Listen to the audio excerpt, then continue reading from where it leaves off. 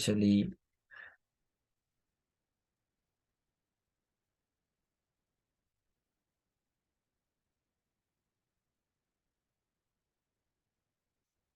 you guys can see my screen, right? Yes, sir. Yeah, especially I wanted to share a few information about should, must, and have to, right? Remember guys, especially whenever we are talking about these what you call should, must, have to, these three are known as modal verbs in English, isn't it? So these are one kind of modal verbs that will help I mean modal verbs in a sense. Remember, there should be the main verbs after these three verbs. Okay, you cannot use these three verbs alone. You should come. I must show my passport. I have to leave now, like that, isn't it? So, most of the time, should, the word should, the modal verb should, we normally use to give our opinion, as well as whenever we are giving advice.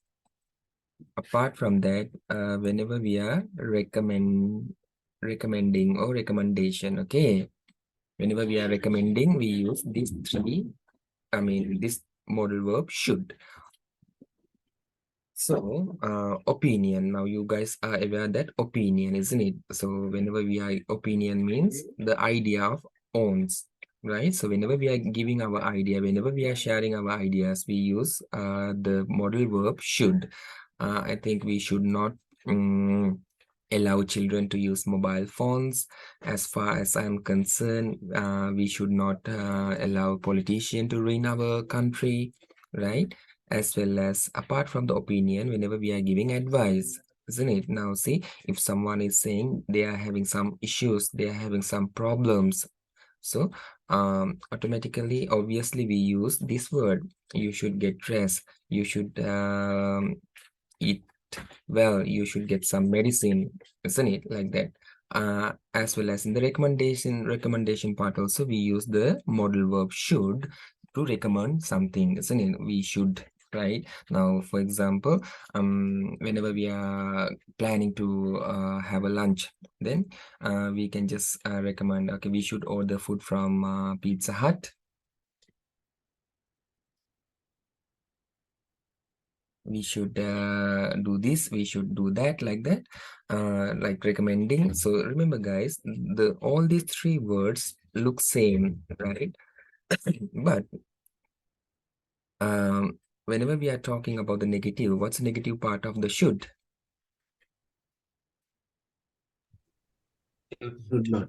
Should not, isn't it? Should not. But in the British English, you can normally people use shouldn't, mustn't, like that. But in American English, most of the American people, they don't use the short form of must not. They say mustn't, right? They hardly say mustn't.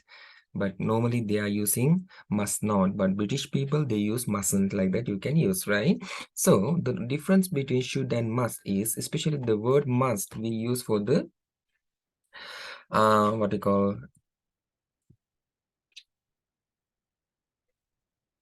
strong personal advice, such as, like, we can say in another word, obligation, right? Whenever we are giving the what you call strong obligation, strong personal advice, or else official rules, whenever we are talking about the official rules, isn't it? Now in Sri Lanka, school students must what you call must have their haircut, isn't it? School student mustn't use mobile phone. Those are the official rules. Now when we talk about the airport, all the passengers must show their passport in the immigration, isn't it? Those are the official rules, right? So whenever we are talking about the official rules, maybe in the society, maybe in the school, maybe in the company, maybe in the airport, maybe in the other country, wherever. So whenever we are talking about those kind of strong obligation part, we use the modal verb must. And the negative form of the must is, according to the British English, you can use mustn't, right? But there's another modal verb, have to. right? So whenever we are talking about the have to, it is like a responsibility. Whenever we are talking about the responsibility. Okay, now for example, responsibility. Now, for example, I have to take care of my family. I have to leave now, right? I have some what you call responsibility, so I have to do that, right?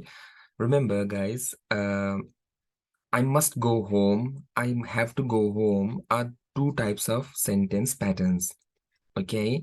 Now, whenever you are talking about I must go home, there is some strong personal matter. Okay. But whenever you are expressing with I have to go home, there isn't what you call a strong personal matter, right? That is, I mean, whenever you are using with I have to, that means you are doing some responsibility. So whenever we are converting to the negative form, we use don't have to, right? Now, whenever we are talking about has to, negative form, doesn't have to, like that. Understand? Remember, all these obligations, sorry, modal verbs, right?